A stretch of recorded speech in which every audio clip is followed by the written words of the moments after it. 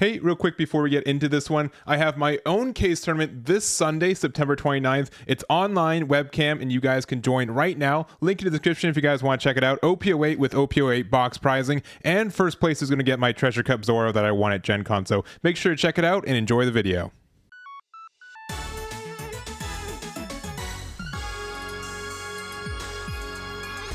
Hey everyone, Eggman here with another video, and today we have a top 16 breakdown for the Pro PlayGames OP08 case tournament that they ran this last weekend. It was 50 players online webcam, and if you guys want any of the deck list or any other stuff we've been looking at OP08, please make sure to check out my website, Eggman Events, which is linked in the description. And if you guys are new, make sure to hit that like and subscribe button. We're going to have a lot more content in OP08 in general, and I'm going to continue to update my website as we get more data as the meta continues. But again, for this event, it was 50 players, 5 rounds of Swiss best of one, and hosted by PPG as well. And of this top 16, we did have 3 of the Star Deck 14 Luffys, 3 Puddings, 3 Enels, 2 of the Star Deck 13 with one of them winning it, 2 Luccis, and then 1 of Dofi, the blue one, Bonney, as well as Rebecca into this top 16. So again, a lot of different decks are viable right now. There is a little bit of discussion of, are the decks themselves unique, or are they just kind of different decks that do kind of the same thing? I do think this event in particular, compared to other events we've been looking at,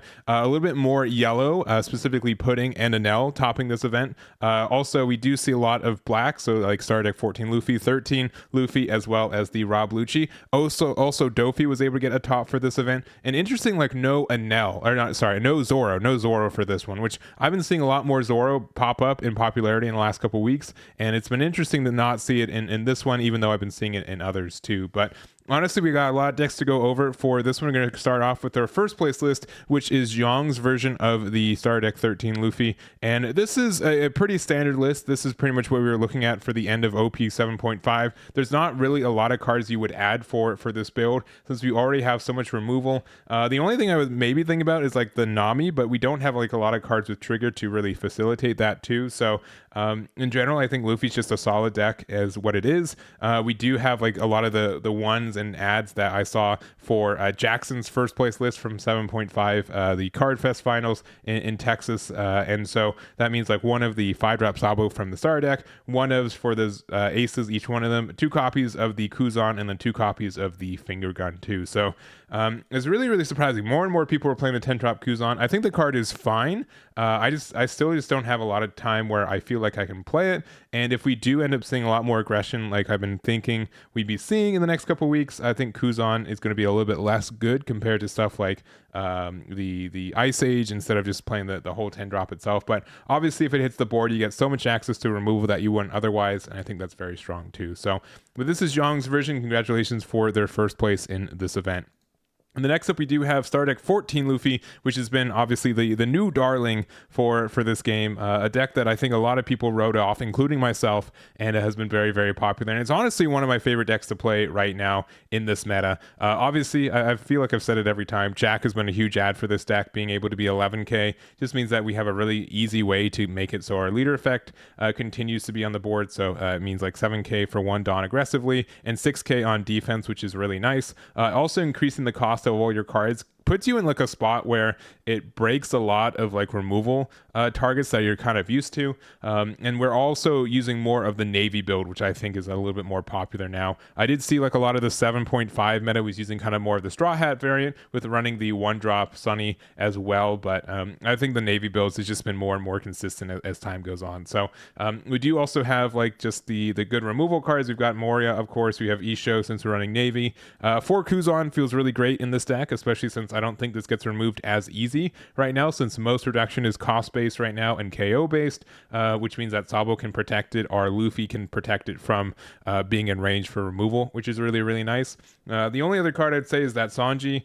I kind of like Sakazuki just a little bit more, the 6-drop one, just because it's Navy, and just the fact that there's usually a lot of times where I'd rather put a card in my trash and use that than having to use the effect of not losing the card is fine, but it just means that like like using the Sakazuki, we can set up for a good Gecko Moria play a little bit later. So, but other than that, I think this deck is really strong. Brook's a fantastic card for this deck too. A lot of good removal, especially since there are like a good amount of like low to the ground decks right now. I think Luffy's generally like one of the best decks in this format right now, which obviously with help of 8-drop Moria, but it does have like a really good package, and it's been really, really fun to learn over the last couple weeks too. So this is Andrew's build, and congratulations for their second place finish there.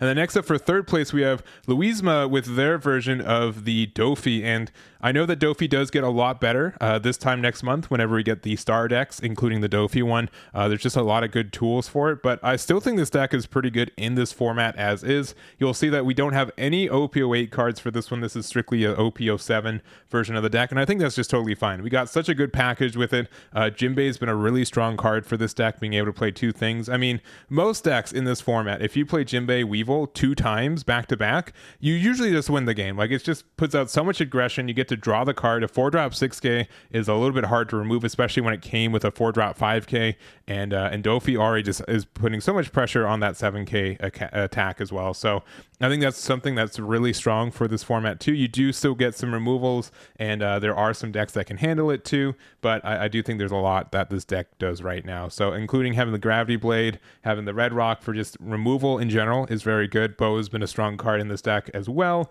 and then our top end of the 10-drop Kaido too. So nothing too different than what we've been seeing, but I think Dofi's in a good spot right now, and I think a lot of people aren't playing it because they know it gets better with the release of the star decks, but it's still in a good spot, and I think I would expect to see it in the next couple weeks too if people want to test it out before it gets really, really good as well. But this is Luisma's version of the build. Congratulations for their third place with the Dofi. And then next up we've got our Pudding. So we haven't really seen Pudding a lot in the couple events that we've already seen in OP08, the 2 Oceania events that are already on my website. But Pudding is definitely a deck that I've been spending a lot of time on, and it does have a good amount of chance to really go off. And I think something else that I've noticed too is that there's a lot of different people running a lot of different builds of it, which are really cool to see.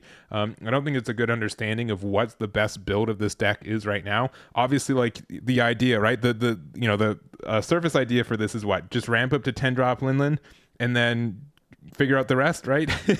And so with our leader effect being able to get us additional Dawn, it's just very strong. And also with like Zoro, with cards like our Katakuri, there's also the Viola, which on release of this set, I wasn't a big fan of this card, and I'm still not like a huge fan of it, but the fact that it is a blocker that helps us ramp a little bit, like, tangentially, I think is fine. I've been playing a little bit more Shirahoshi as well, since if we just want a blocker that's in a good spot, I think Shirahoshi's in a little bit of a better spot, but I do agree that being able to play this and be able to flip your life down is fine. But I do like the other thing. Sometimes I do, honestly, like when I play this, more of the time I flip my opponent's, or look through my opponent's life, and rearrange that just to make sure I'm not giving them something too strong. But either or, like this card's fine. We get to take advantage of it, and I think it's okay in the deck. I'm not as like anti Viola as I was at the beginning of the format, so I can change, I can adapt for a format. But other than that, I think the standard stuff. 7-drop Linlin. Most people who are playing Pudding, or sorry, who topped with Pudding, did end up playing this card, which wasn't on my radar originally, but it's a 7-drop 8k. The fact that you can use this to kind of pressure your opponent, I think, is fine, and it's still like a solid card, especially since you're already running the archetype and you're already finding out your big mom pirates with the 1-cost event as well as the 1-drop Pudding. So most of the time, I'd expect my opponent just to heal me, and then I wouldn't be able to use I wouldn't lose a little bit later, but then I just need to establish another 10-drop. So that's probably fine, but I think that was like an interesting add for the deck too. So, but this is the build here. Congratulations to Daniel for their top with Pudding. And next up, we've got Rob Lucci. Lucci's changed a little bit since OP07. This is Tyler's version of the build. Biggest differences are adding some Animal Kingdom cards. So Who's Who fits right in. It's the fact that it's a Cypher Pull. Our former Cypher Pull means that it does get the additional benefit of being a Cypher Pull card for any of the costs that we use for this game. So that's really helpful. It's a good 2k, and the fact that you can use its effect to get rid of a 3 or less are, in conjunction with our leader effect, a 4 or less. There's a lot of cards that fall into that range that are very good, and you essentially get to KO something on curve and then be able to like potentially set up a Moria too, which I think is very strong on a 2k body, which is quite nice. Jack, we've already talked about how good this card is, still very good in Rob Lucci as well. And then 9-drop Kaido. I really like this card. I'll be honest. I really think this is a strong card for the deck for both Rob Lucci as well as the Luffy as itself. The fact that you can use this to get some really good removal is strong. It gets rid of an 8 or less with our leader effect. And for 10 Dawn, you can essentially put anything into range with an Ice Age or Tempest Kick. And the fact that it also puts a card into the trash instead of KOing it, which means that you can get rid of something that's kind of scary. Also, just like, you can use this to get rid of Sabo. But if you're playing against like Black Yellow Luffy and they've already established a couple copies of Moria, or even one copy of Moria, right?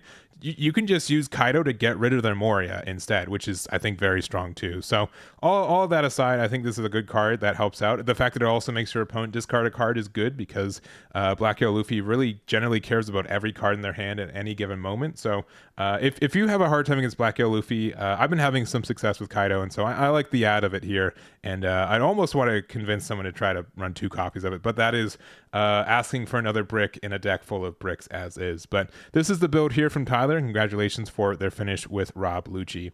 And the next up we've got Bonney. So this is Adrian's version of the build. Also shouts to Adrian. He's he's always joining my tournaments and topping on my Eggman ones as well. So it's cool to see him top this one for the Pro Play games as well, getting 9th place with Bonney. And I know Bonney hasn't really changed a lot since OP07. OP07, I would say at the end of the day, right? It would top, it would get like a tier 1.5, but it had a lot of consistency issues, right? Or just kind of, you would have some kind of like middle turns at times, and then you wouldn't really be able to kind of punish or get enough advantage to finish the game. And I think that the new ad of Carrot has helped that quite a bit. Being able to use this to stun something on attack or on play is really nice. The fact that we also have the Luna, same kind of thing. It's kind of like a mini Dofi on an event card, which is really good. That really just stops a couple decks and buys you another turn to be aggressive. And something like Zoro can really take advantage of that. And then just the rest. The only thing is that I really do like the Rosinante. I think that's a good ad for this deck right now, since it can play any 5-drop, not just a Donquixote or a Supernova's 5-drop. And being able to play this Carrot and then give it protection off the 8 cost, I think helps out the deck too. So we'll see if Bonney ends up being really relevant in this format. I think it has a good chance, but it's had a little bit of a slow start, but it's really cool to see Adrian top with it here. So this is their build with Bonney. And then next up we've got Enel, and we actually had 3 Enels in this top. Yeah, we had 3 whole Enels, which we haven't really seen a lot in the Oceania regionals that we've kind of gone over. Enel was obviously like the defunct best yellow deck since essentially OP05, right? For 3 sets, it was the best yellow deck in the game, generically, at least mono yellow one. And then it's here we are in OP08, and it hasn't really done a lot. I do think there are some really good tools that exist for this that came out. The ad of the Nami. This is probably one of the better cards for this deck. The fact that you get to get rid of a 5 or less, and then potentially cycle a card. I will always forget about this if you have 3 or less draw a card effect, because it comes up so little whenever you play this card on curve. But it's a solid card, and I do like the removal that you get with it. We also have the Jewelry Bonney as well, being able to use this for when your opponent loses a life, you get to draw 2, trash 1. So you do have to gain a Dawn, but it's pretty easy for you to be able to play this and then make them discard hit a life or like keep it a high life total, which means that your Gadatsus get a little bit better if you're running that card. And I don't know, it's an interesting ad. I do like this card in general, but I think Enel's in a good spot. It's also just kind of like a deck that hasn't really changed in the last 3 sets. It's still the same: wait out and then play big bodies every turn until you eventually win or your opponent runs out of resources. And I think that's a little bit tough to ask for, or not tough to ask for, but I think people are just getting bored of it in some regards. Some people are less on it. It's not as sparkly new as some other decks that exist right now. I think more people come back to Enel and play it a little bit more, but it's just, I don't know. It hasn't really changed in a long time. So I could see that be a factor for maybe people not playing it as seriously or as much as they would when there's all these kind of new decks or different play styles to play as well. But I think Enel's still really good. I think it's probably like tier 1.5. We'll probably continue to see it top in the next little bit. And this is Ayo's version of Enel here. And then lastly, we've got Rebecca. This is Serena's build, and they were able to finish X2 with it.